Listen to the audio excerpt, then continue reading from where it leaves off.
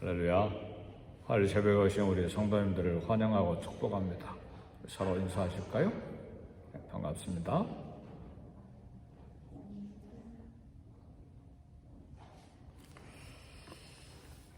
하나님의 선지자들의 삶은 어떤 면에서 하나님의 말씀을 받아서 백성들에게 전하는 직분이기 때문에 대단히 영광스럽고 축복이고 어떤 면에서 자랑스러운 그런 직책입니다. 그런데 선지자들의 삶을 보면 대단히 고통스러웠습니다. 선지자 중에 평안하게 그리고 삶이 순탄했던 선지자는 별로 없었습니다. 하나님 말씀을 있는 그대로 전해야 됐기 때문에 미움과 또 손가락질 더 나아가서 백성들에게 왕따 당하는 그런 순간들이 많았고, 그리고 많은 선지자들이 죽임을 당했습니다. 한편으로는 영광스럽지만 한편으로는 삶이 대단히 고통스러웠습니다. 오늘날도 하나님의 말씀 전하는 사역자들의 삶이 그렇게 평탄하지는 않습니다. 분명히 사역을 하는데, 그러나 다 칭찬받고 영광받는 것이 아니기 때문에 고통이 크고 또 무릎 꿇는 시간들이 더 많습니다. 그 이유는 하나님의 말씀을 받아서 이걸 부드럽게 만들어서 하나도 아프지 않게 아주 소프트한 말씀으로 만들어가지고 이렇게 꿀처럼 가져다 주는 것이 아니라 더하지도 않고 빼지도 않고 그대로 전하기 때문에 이 백성들이 그 말씀 받을 때는 마음이 찔리잖아요. 아프잖아요. 그러니까 이게 받는 사람들의 반응이 이게 아멘 할렐루야 주의 말씀입니다 이렇게 무릎을 꿇는 것이 아니라 이제 대부분 이를 갈잖아요. 그렇죠? 그리고 미워하고 그리고 이제 돌을 들어 치려고 하고 이제 그렇습니다. 근데 호세아 선지자는 북왕국 이스라엘, 북쪽 이스라엘을 향해서 예언했던 선지자인데, 하나님 명령을 따라서 이제 부정한 아내 고멜과 결혼하라는 말씀을 듣고 결혼을 했습니다. 근데 아내로 삼았던 고멜은 동네에 소문난 바람난 여자였어요. 근데 그런 여자하고 결혼하라니 이 선지자의 삶이 어떻게 되는 것입니까? 근데 그렇게 결혼함으로써 북왕국 이스라엘의 죄를 드러내는 그런 말씀을 이 가정생활을 통해서 계시하기를 원하셨기 때문에 이제 호세아 선지자는 고멜과 결혼을 합니다. 그래서 호세아 아내 고멜이 두 아들과 딸 하나를 낳았는데, 이게 호세아의 아들과 딸인지 다른 남자의 아들과 딸인지 몰라요. 음란한 아들을 낳았기 때문에. 그래서 그 아들 중에 하나 이름은 로암미라 지었어요. 로암미라는 말은 내 백성이 아니다, 그런 뜻이에요. 그러니까 내 자식이 아니다. 그럴 수가, 그렇게도 생각해 볼 수 있는 이름입니다. 근데 문제는 고멜이 또 다른 남자를 따라서 집을 나가버렸어요. 그런데 하나님께서 그 아내를 찾아서 집으로 데려와서 또 사랑하라고 이야기합니다.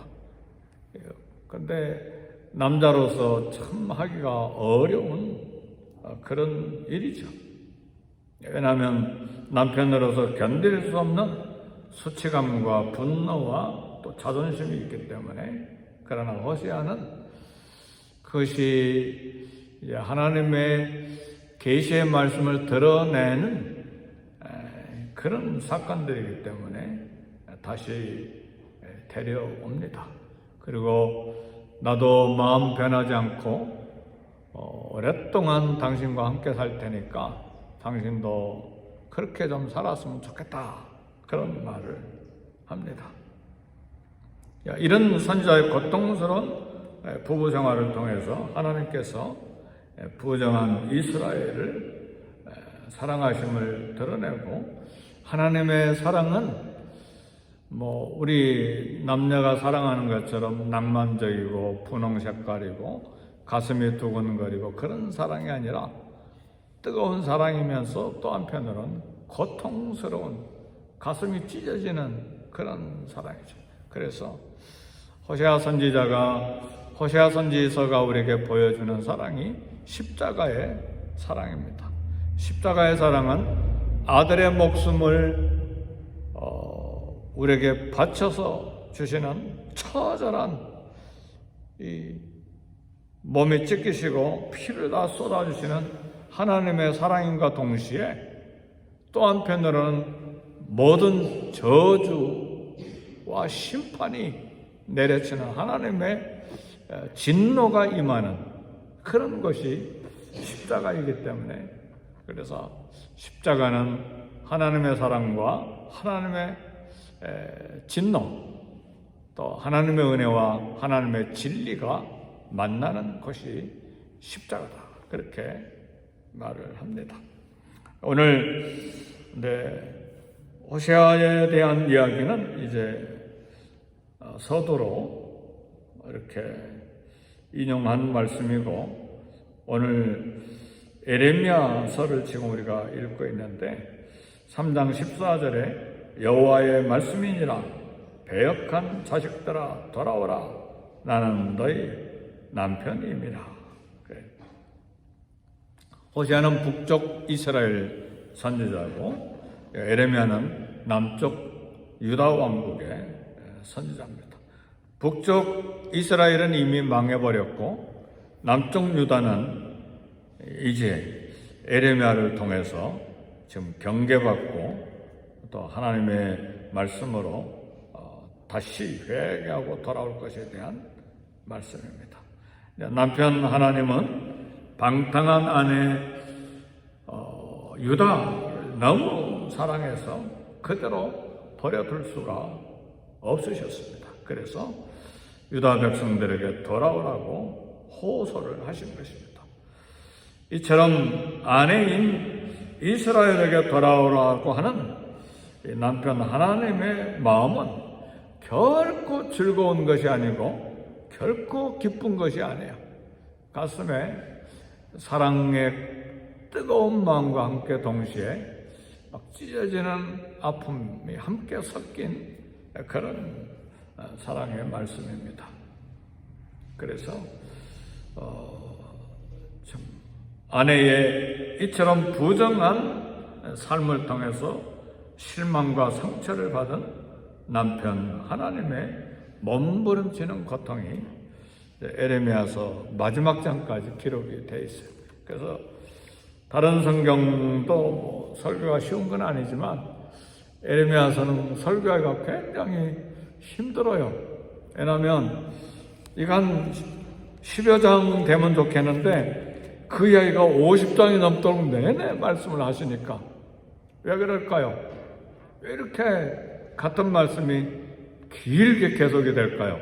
그게 우리 인간의 이 죄성에 대한 고집이 끝이 없다는 말이에요.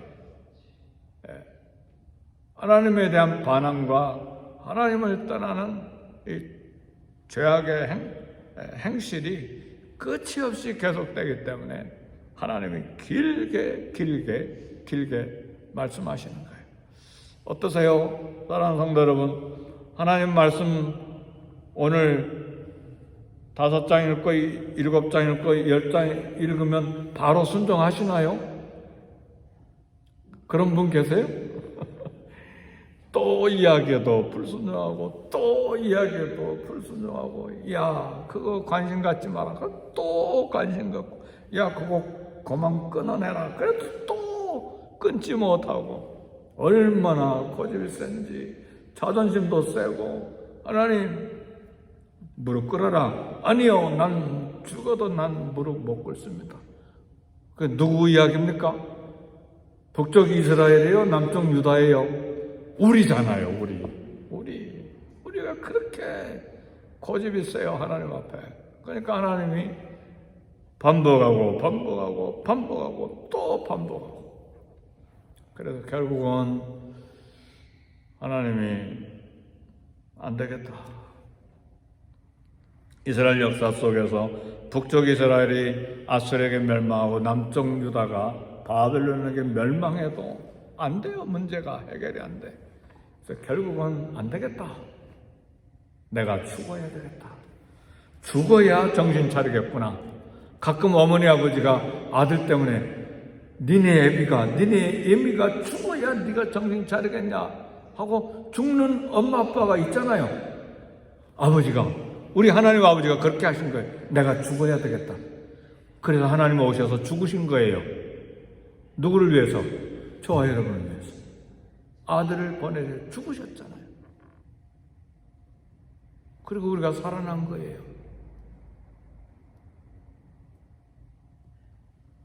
우리가 받은 구원은 이처럼 하나님의 많은 아픔과 범민을 대가로 지불한 것입니다. 하나님은 배신당한 남편으로서 배신한 자식, 배반한 아내를 부르고 계십니다. 배역한 자식들아, 돌아오라. 나는 너희 남편임이라. 남편을 히브리 말로, 이스라엘 나라 말로 뭐라 그런 줄 아세요? 바알이에요, 바알. 희한하죠? 가나안 땅의 신 이름이 뭐예요? 바알 신이잖아요. 그러니까 무슨 이야기냐면, 이스라엘은 진정한 바알, 진정한 남편에게 돌아오라는 말씀이에요. 진정한 남편, 진정한 이 주인인 바알을 버리고 엉뚱한 거짓 가나안 땅 우상 바알을 찾은 것에서 돌아오라는 말이에요. 이를 위해서 오늘 하나님께서 소망을 주십니다. 만일 이스라엘이 돌이키고 돌아오면 그들에게 목자를 주실 것이다. 지금까지 선포된 심판과 대조되는 강력한 희소식을 말씀합니다. 하나님 주실 목자는 하나님의 성품을 닮은 목자, 훌륭한 리더를 주시겠다는 말씀인데, 역사적으로는 다윗 계열의 좋은 왕을 주시겠다는 말씀이고, 실제는 진짜 목자인 예수 그리스도를 주시겠다는 말씀이에요. 그렇게 해서 백성들을 인도하시겠다는 말이에요.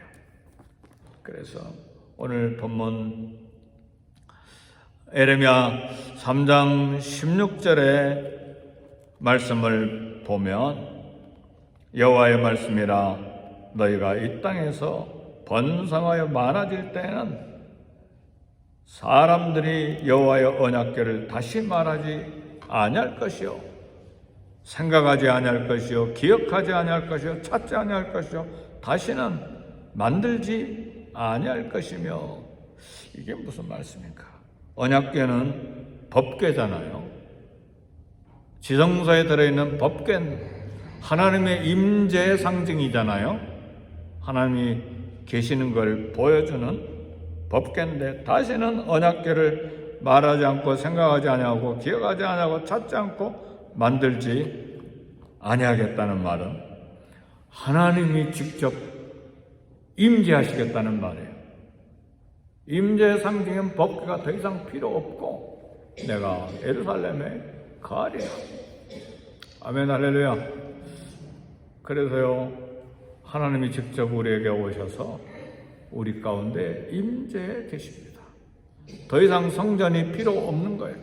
건물로 된 성전이 필요 없어요.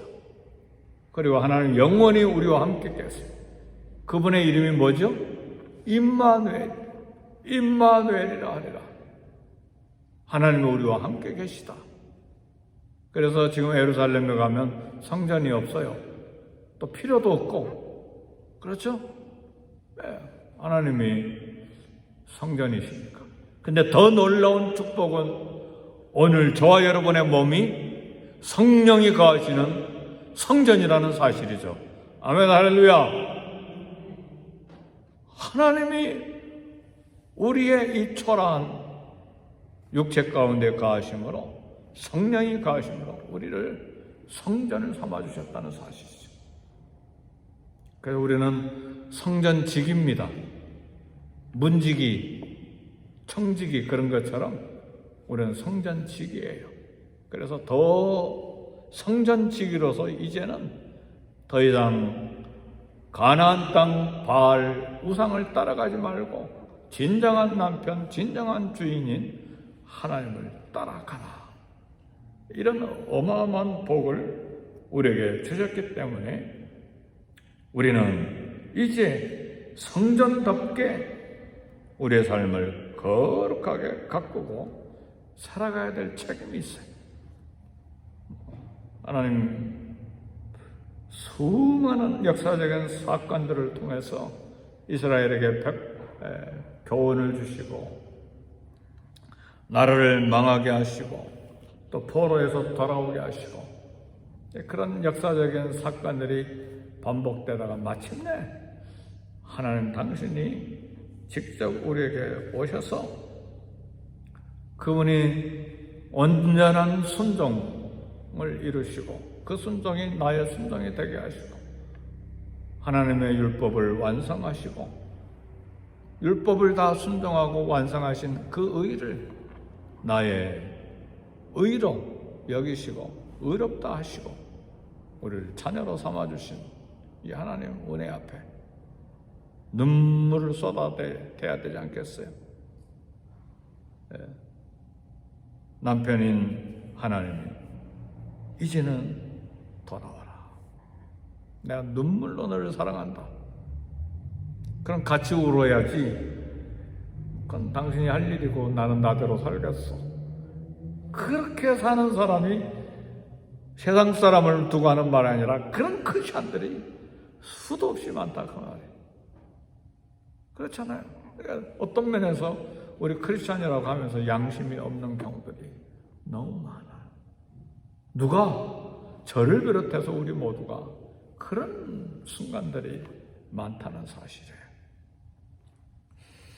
말씀을 마칩니다. 성령의 역사를 따라서 오늘 하나님 앞에 거룩한 삶을 가꾸고 살아야 될 뿐만 아니라 성령을 사모하면서 성령의 거룩한 능력을 또 성령의 거룩한 사랑을 나타내는 삶을 살아야 되는데 그래서 늘 십자가를 기억해야 합니다. 십자가를 붙들고 하나님의 사랑 뜨겁지만 동시에 하나님의 한쪽에는 찢어지는 듯한 고통스러운 사랑이기 때문에 하나님 낭만적으로 분홍 색깔로 가슴이 두근거리면서 사랑하는 것도 있지만 또 한편으로는 우리 때문에 아픈 십자가 죽음의 사랑이 또 하나님 가슴에 있기 때문에 그 사랑을 기억하고 오늘 또 이 은혜 무엇으로 보답할까? 어떻게 내 남편 내 하나님을 사랑할까? 무엇으로 그 은혜를 보답할까? 그래서 에레미야서에서는 다른 여러 성경에서는 하나님을 왕으로도 표현하고 또 주인으로도 표현하고 또 여러 가지 표현을 하는데 에레미야서는 하나님을 남편으로 표현하는 거예요. 네. 왜냐하면 남편과 아내의 관계는 떨어질 수가 없기 때문에 그렇게 해서 하나님을 따라 하나님 백성으로 살아가기를 도전합니다. 사랑하는 성도 여러분, 오늘 또 이 땅을 살아가는 동안에 말씀을 부여잡고 기도하고 내 마음이 진정한 남편 된 하나님에게서 얼마나 멀어져 있는지를 다시 되돌아보고 눈물로 주님 앞에 돌아와서 주님 붙잡고 주여 내가 여기 있습니다. 이제 남은 삶을 주님을 위해서 살겠습니다. 그렇게 결단할 수 있기를 주 이름으로 축복합니다. 기도합시다. 기도하실 때에 KM과 EM과 또 선데이 스쿨을 위해서 기도하시고 교육자들을 위해서 기도하시고 이 땅 전쟁터를 위해서 기도하시고 미국과 고국 한국을 위해서 기도하시고 선교사님들을 위해서 기도하시고 개인 직장과 일터를 위해서도 기도하시고 연약한 우리 성도들을 위해서도